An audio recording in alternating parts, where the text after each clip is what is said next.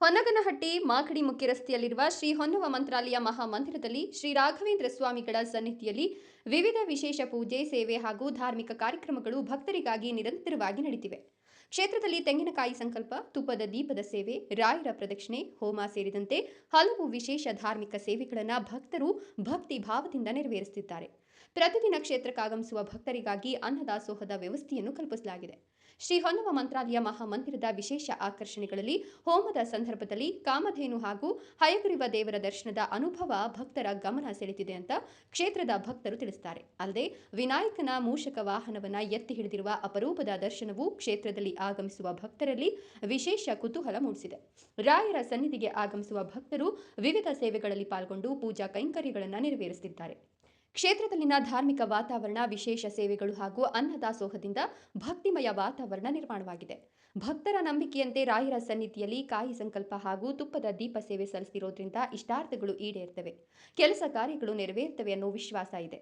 ರಾಯರನ್ನ ನಂಬಿ ಬರುವ ಭಕ್ತರ ಕೈ ಹಿಡಿಯುವ ಶ್ರೀ ರಾಘವೇಂದ್ರ ಸ್ವಾಮಿಗಳ ಕೃಪೆಯೇ ಶ್ರೀ ಹೊನ್ನವ ಮಹಾಮಂತ್ರಾಲಯದ ವಿಶೇಷ ಮಹಿಮೆ ಅಂತ ಭಕ್ತರು ಭಾವಿಸುತ್ತಾರೆ.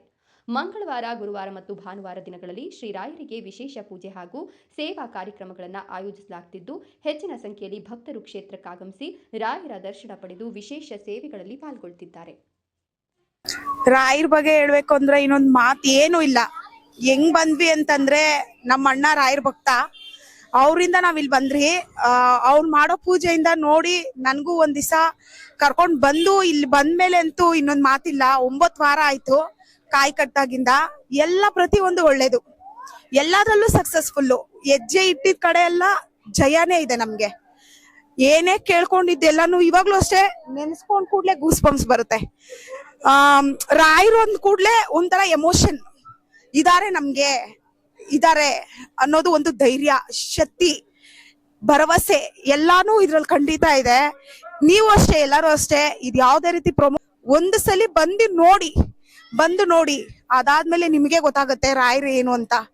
ಅಪಾರ ಜನಗಳನ್ನ, ಅಪಾರ ಪ್ರೀತಿ ಬಯಸಿದ್ದಾರೆ ರಾಯರು, ಅಪಾರ ಜನಗಳನ್ನ ಇಟ್ಟಿದ್ದಾರೆ. ಕರೆಕ್ಟ್ ಅಲ್ವಾ? ಇಷ್ಟು ಜನ ಯಾರು ಅಷ್ಟೇ ಸುಮ್ನೆ ಬರೋರಲ್ಲ, ಕರೆಕ್ಟ್ ಅಲ್ಲ? 9 ವಾರದಲ್ಲಿ ನಮ್ಗೆ ಕೆಲಸ ಆಗಿರ್ಬೋದು, ಎಲ್ಲಾನು ಸಿದ್ಧಿಯಾಗಿದೆ.